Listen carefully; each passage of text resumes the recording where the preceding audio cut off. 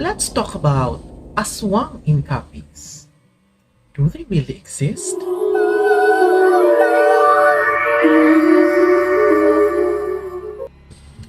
Aswang is an umbrella term for different shape-shifting, flesh-eating evil creatures in Filipino folklore. Of all the provinces in the Philippines, the Aswang stigma has terribly lashed nowhere else but the province of Capiz. So much so that Capiz has earned the notorious label as the Aswang capital. But is there really an Aswang in Capiz? The Aswang phenomenon had its origins during the early Spanish colonial period. In the pre-colonial society, there is this personality called the Babaylan.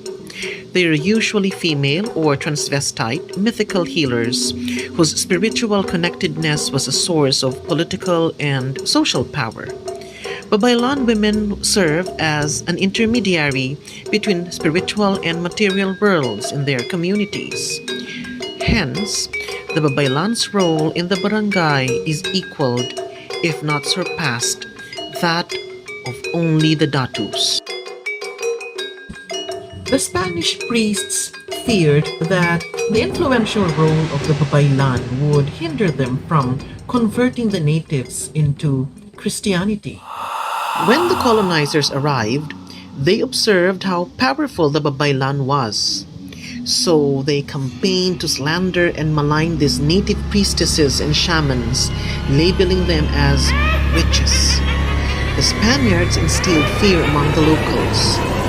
The rich lore of the blood-sucking, flying, half-bodied creature emerged in the early Christianized regions of the Philippines, like Capiz and the rest of Panay Island.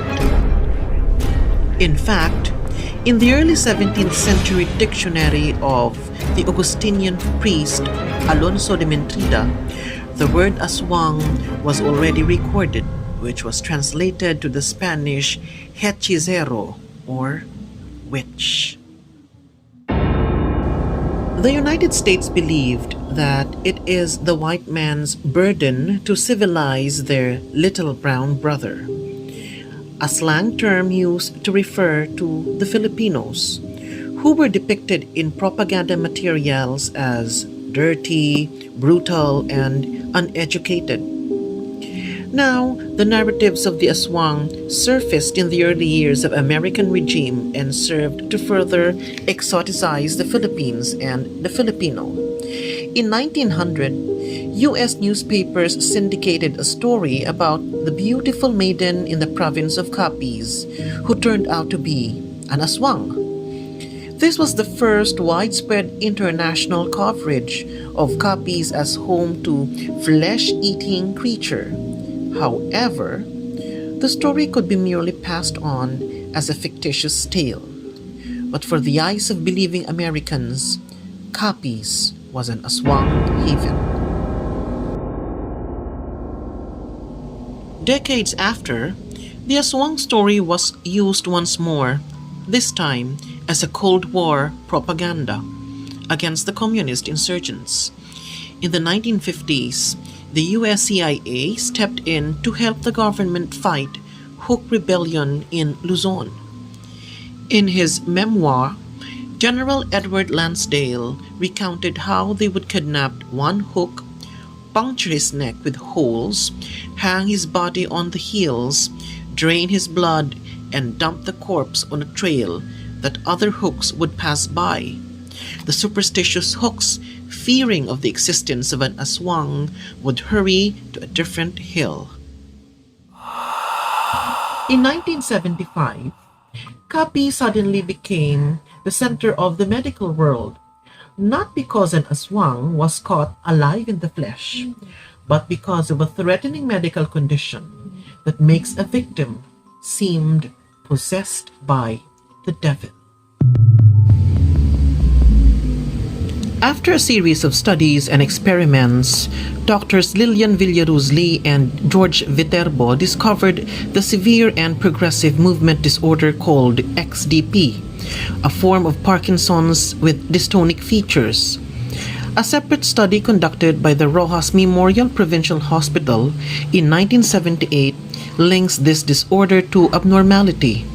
The disease was eventually named dystonia, a neurological movement disorder where a patient manifests uncontrollable tremors or shaking of the limbs, tongue tremor, excessive salivation, and difficulty in speaking due to the muscle contraction in all parts of the body. When a person has a fit, he salivates and spins like a top, extends his tongue, much like being possessed by demons. In those days, when the disorder was not yet recognized, the patients, out of embarrassment, would usually hide from their neighbors, especially during daytime.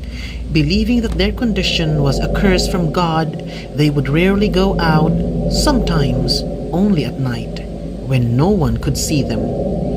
With poor visibility at night, coupled with the fear of the unknown, their neighbors oftentimes confused them, especially when they were suffering their spell, as malevolent creatures.